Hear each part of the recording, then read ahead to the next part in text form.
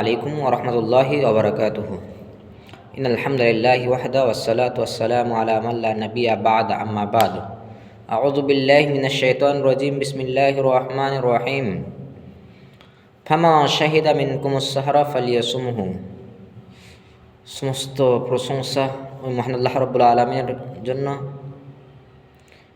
আল্লাহ রাব্বুল আলামিনের জন্য যিনি আমাদেরকে এই ক্ষুদ্রতম জ্ঞানে কিছু আমাকে বলার তৌফিক এনায়েত করেছেন এবং আপনাদের সকলকে শ্রবণ করার তৌফিক এনায়েত করেছেন। আলহামদুলিল্লাহ।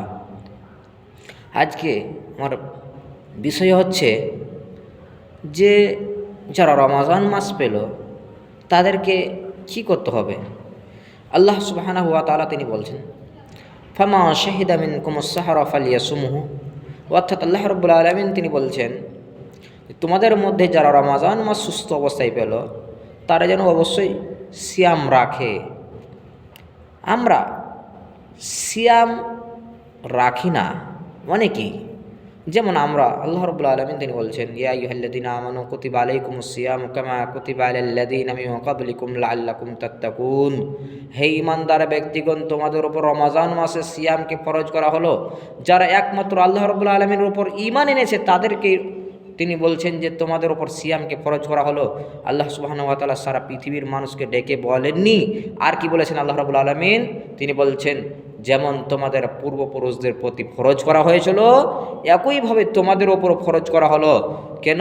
আল্লাহ রাব্বুল আলামিন তিনি বলছেন লাআল্লাকুম তাত্তাকুন, যেন তোমরা তাকওয়াশীল হতে পারো, তোমরা যেন পরহেজগার হতে পারো, তোমরা যেন ঈমানদার হতে পারো। তার কারণে আল্লাহ সুবহানাহু ওয়া তাআলা আমাদের ওপর সিয়ামকে ফরজ করেছে।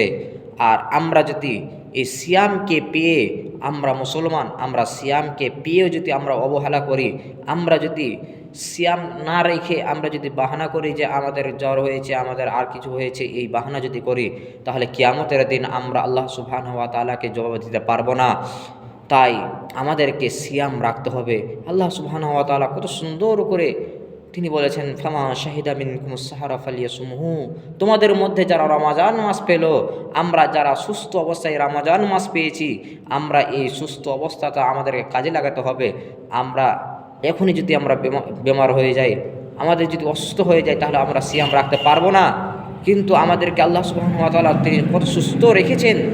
আর আমরা সুস্থ থাকার পরে আমরা যদি সিয়াম না রাখি এবং আমরা যদি বাহানা করি যে আমাদেরকে জ্বর হয়েছে বা আর কিছু হয়েছে, আমাকে গ্যাস হয়েছে, এইগুলি যদি আমরা বাহানা করি, তাহলে কিয়ামতের দিন আমাদের জন্য অনেক শাস্তি রয়েছে।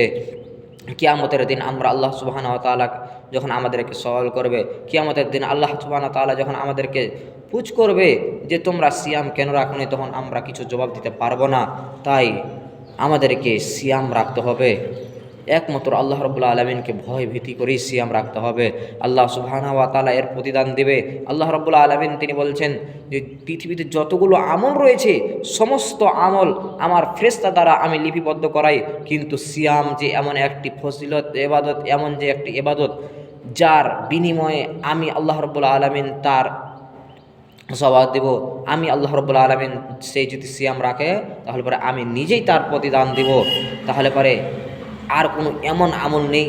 আপনি যদি হজ করেন, তাহলে পরে আপনি হজ করবেন, ফেরেশতাগুলো ওই নেকি লিখবে, হজের নেকি লিখবে। আপনি যদি সলাত আদায় করেন, সলাতের নেকি ফেরেশতাগণরা লিখবেন। কিন্তু কেউ যদি সিয়াম রাখে, তাহলে পরে আল্লাহ সুবহানাহু ওয়া তাআলা তিনি বলছেন এর প্রতিদান আমি নিজেই দেব। অতএব আমি আমার ইসলামী ভাইদেরকে জানাই, আমার দ্বীনী ভাইদেরকে জানাই যে অনুরোধ করছি আপনারা সিয়াম রাখেন। সিয়ামের ফজিলত অনেক রয়েছে। আমি সময় লম্বা হয়ে যাওয়ার কারণে আমি এখন বলছি না। পরবর্তী ভিডিওতে ইনশাআল্লাহ আবার বলার চেষ্টা করব সিয়াম একটি রাখলে পরে তার ফজিলত কত। ইনশাআল্লাহ আমি এখান থেকে বক্তব্য করছি। আসসালামু আলাইকুম।